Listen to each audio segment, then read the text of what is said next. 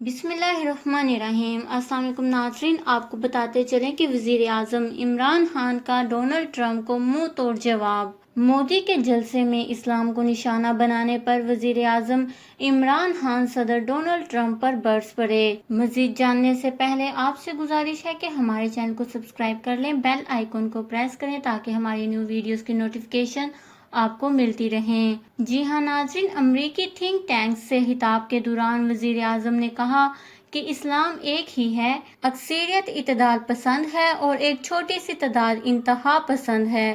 ہمارے لیے اسلام وہ ہے جو ہمارے نبی محمد صلی اللہ علیہ وآلہ وسلم ہمیں دے کر گئے۔ دہشت گردی کو اسلام سے جوڑنے کے خوفناک نتائج سامنے آئیں گے۔ وزیر اعظم عمران خان نے امریکی صدر ڈونلڈ ٹرمپ کے اسلام مخالف بیان پر رد عمل دیا۔ ناظرین، گزشتہ روز مودی کے جلسے سے خطاب کرتے ہوئے امریکی صدر ڈونلڈ ٹرمپ نے اسلام کو دہشت گردی سے جوڑنے کی کوشش کی تھی۔ اس پر وزیر اعظم نے جواب دیتے ہوئے خبردار کیا کہ ایسا کرنا خطرناک نتائج کی وجہ بن سکتا ہے۔ وزیر اعظم عمران خان نے واضح کیا کہ دہشت گردی کا کوئی مذہب نہیں ہوتا۔ وزیر اعظم نے مزید کہا کہ ہر معاشرے میں انتہا پسند ہوتے ہیں، جیسا کہ آپ کے ہاں بھی نسل پرست لوگ موجود ہیں۔ ہمارے لیے اسلام وہ ہے جو ہمارے نبی محمد صلی اللہ علیہ وآلہ وسلم ہمیں دے کر گئے۔ وزیر اعظم نے کہا کہ ایک چھوٹی سی تعداد انتہا پسند ہے۔ اس چھوٹی سی تعداد کی وجہ سے تمام مسلمانوں اور اسلام کو بدنام نہیں کیا جا سکتا۔ ناظرین، وزیر اعظم عمران خان نے کہا کہ پاکستان کا 9/11 کے بعد امریکہ کی دہشت گردی کی جنگ کا حصہ بننا تاریخ کی سب سے بڑی غلطی تھی۔ روس کے خلاف جنگ میں جہادیوں کو ہیرو بنایا گیا۔ پاکستان نے روس کے خلاف امریکہ کے ساتھ مل کر مزاحمت کی، لیکن امریکہ نے افغانستان سے جانے کے بعد پاکستان کو تنہا چھوڑ دیا۔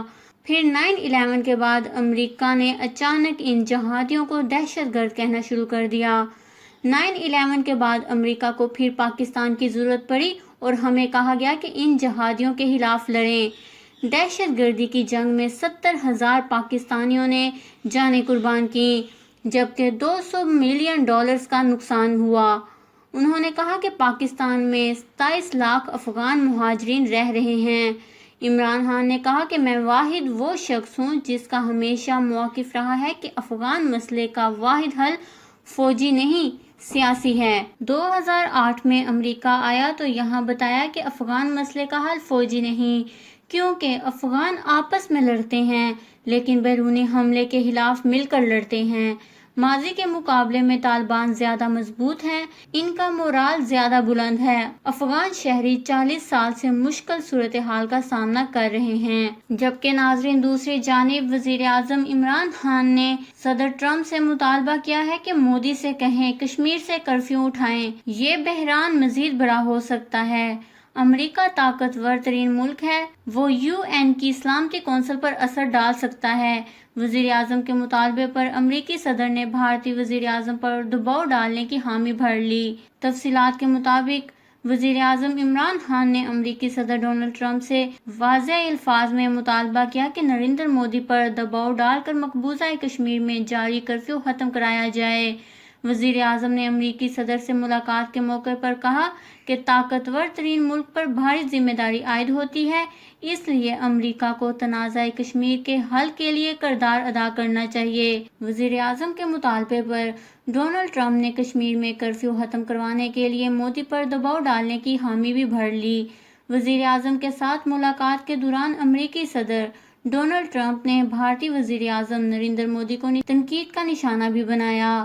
امریکی صدر ڈونلڈ ٹرمپ نے کہا کہ گزشتہ روز ہوسٹن جلسے میں بھارتی وزیر اعظم نریندر مودی نے کافی جارحانہ زبان کا استعمال کیا۔